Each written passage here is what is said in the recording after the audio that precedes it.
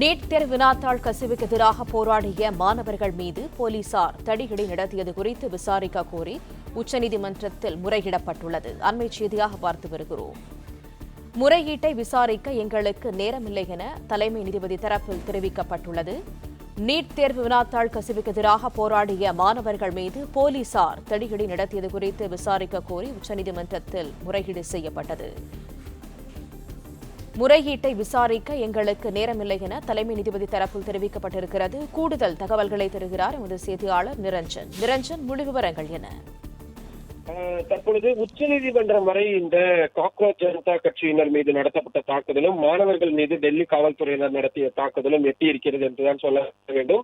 உச்சநீதிமன்ற தலைமை நீதிபதிக்கு பல்வேறு வழக்கறிஞர்கள் மாணவர்கள் அமைப்பினர் சார்பில் கடிதங்கள் என்பது எழுதப்பட்டது. டெல்லி காவல்துறையினர் மிக மோசமான முறையில் மாணவர்களை கையாண்டிருக்கிறார்கள். இது சம்பந்தமாக உச்சநீதிமன்றம் தானாக முன்வந்து வழக்கு பதிவு செய்து விசாரணை நடத்த வேண்டும். சம்பந்தப்பட்ட காவலர்கள் மீது துறை ரீதியான நடவடிக்கை, கிரிமினல் நடவடிக்கை எடுக்க உத்தரவிட வேண்டும் என்ற பல்வேறு கோரிக்கைகள் அந்த மனுவில் முன்வைக்கப்பட்டிருந்த நிலையில் தற்பொழுது உச்சநீதிமன்ற தலைமை நீதிபதி அமர்வு முன்பாக சில வழக்கறிஞர்கள் ஆஜராகி இது மிகவும் மோசமான ஒரு விஷயமாக மாறிக்கொண்டிருக்கின்றது, அவசரமாக இதை நீங்கள் விசாரிக்க வேண்டும், நாங்கள் வேண்டுமென்றால் அந்த வீடியோக்களை காட்டுகிறோம் என்று அவர்களது செல்போனை எடுத்து அந்த வீடியோக்களை காட்ட முற்பட்டார்கள்.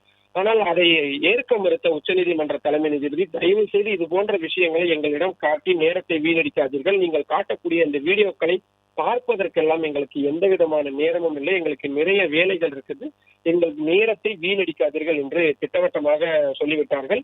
உச்சநீதிமன்றம் இந்த விவகாரத்தில் மேற்கொண்டு என்ன செய்ய போகிறது, ஒருவேளை வழக்குகளாக பதிவு செய்தால் இந்த விஷயம் விவாதத்திற்கு எடுத்துக் கொள்ளப்படுமா என்பதையெல்லாம் பார்க்க வேண்டியதாக இருக்கிறது. இன்னொரு பக்கம் டெல்லி உயர்நீதிமன்றத்தில் சற்று நேரத்துக்கு முன்பாக ஒரு புதிய வழக்கு என்பது தாக்கல் செய்யப்பட்டு அந்த வழக்கை இன்றைய தினமே டெல்லி உயர்நீதிமன்றம் விசாரிப்பதாக சொல்லி இருக்கின்றார்கள்.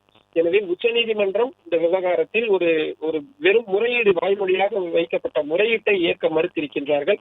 அதே நேரத்தில் டெல்லி உயர்நீதிமன்றம் இன்னொரு பக்கம் இந்த விசாரணையை ஏற்பதற்கான ஒரு அறிவிப்பு என்பதை கொடுத்திருக்கின்றார்கள். பொறுத்திருந்து பார்க்க வேண்டும் இன்றைய தினம் நீதிமன்றங்கள் இந்த விஷயத்தை எப்படி கையாளப் போகிறது என்பதை. பிளே ஸ்டோர் மற்றும் ஆப் ஸ்டோரில் இருந்து பாலிமர் செயலியை QR கோடு மூலம் பதிவிறக்கம் செய்யுங்கள். செய்திகளை உடனுக்குடன் பெறுங்கள்.